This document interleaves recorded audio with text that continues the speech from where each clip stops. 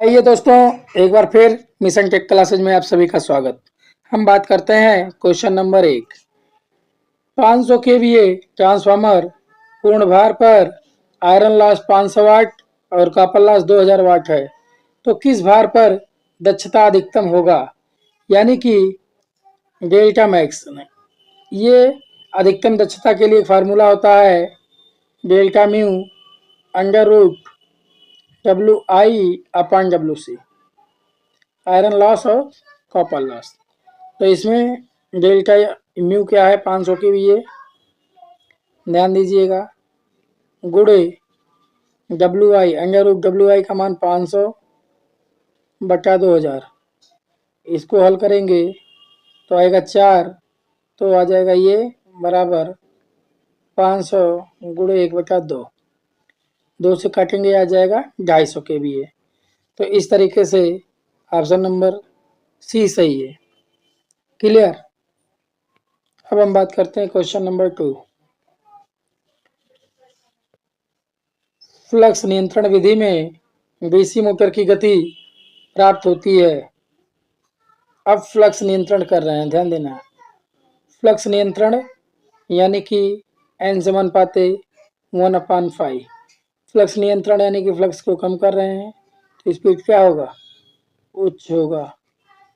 तो जब भी हम फ्लक्स को नियंत्रित करेंगे तो आधार गति जो एक नॉर्मल गति है उससे अधिक गति प्राप्त होगी। क्लियर। ऑप्शन नंबर 1 सही है। अब हम बात करें क्वेश्चन नंबर 3।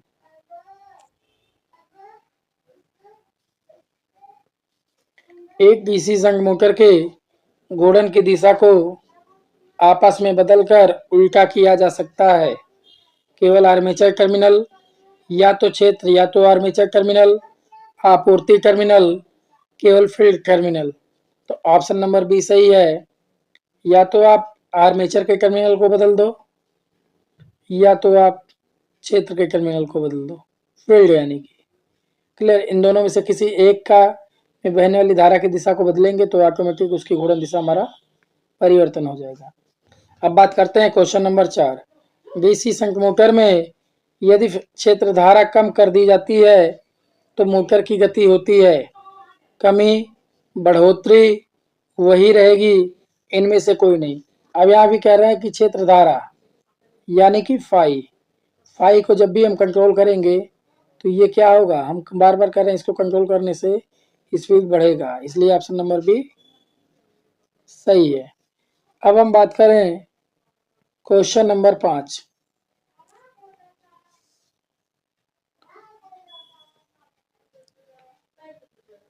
कि आर्मेचर टॉर्क हो और IA आर्मेचर करंट हो तो संतृप्त से पहले डीसी सीरीज मोटर के लिए कौन सा संबंध सही है। तो एक संबंध ऐसे बनता है, ये संतृप्त अवस्था P, तो यहाँ से बनता है T समानुपाते IA स्क्वायर, इसलिए ऑप्शन नंबर बी सही है। ऑप्शन नंबर बी सही है। ठीक। मशीन टूल्स के लिए कौन सी डीसी मोटर पसंद की जाती है। मशीन टूल्स, इसको चाहिए स्थिर गति, क्या चाहिए, स्थिर गति। तो स्थिर गति के लिए शंट मोटर बेहतर माना जाता है, इसलिए ऑप्शन नंबर 4 सही है। अब हम बात करते हैं क्वेश्चन नंबर 7। जब डीसी मोटर की गति बढ़ाई जाती है, यानी कि एक फार्मूला है n समानुपाते EV/5, सदाबहार फार्मूला।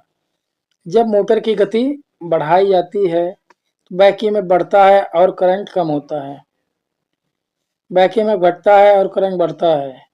अब जब स्पीड बढ़ाएंगे तो बैक ईएमएफ बढ़ेगा, और जब बढ़ेगा तो करंट का मान क्या होगा, करंट का मान कम होगा।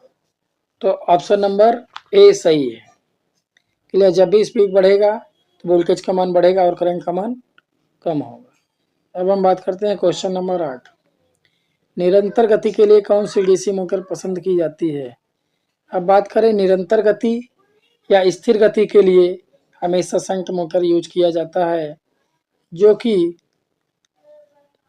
ये मशीन टूल्स में भी यूज किया जाता है, स्थिर गति के लिए यूज किया जाता है, सबसे बेहतर माना जाता है। और जब हम शंट जनरेटर की बात करते हैं, किसकी, शंट जनरेटर की, तो यह बैटरी चार्जर में यूज किया जाता है क्योंकि यह स्थिर वोल्टेज प्रदान करता है। अब हम बात करते हैं क्वेश्चन नंबर 9। इंपॉर्टेंट क्वेश्चन है, ध्यान दीजिएगा। Short shunt compound generator 250 volt पर 100 एम्पीयर के लोड की करंट आपूर्ति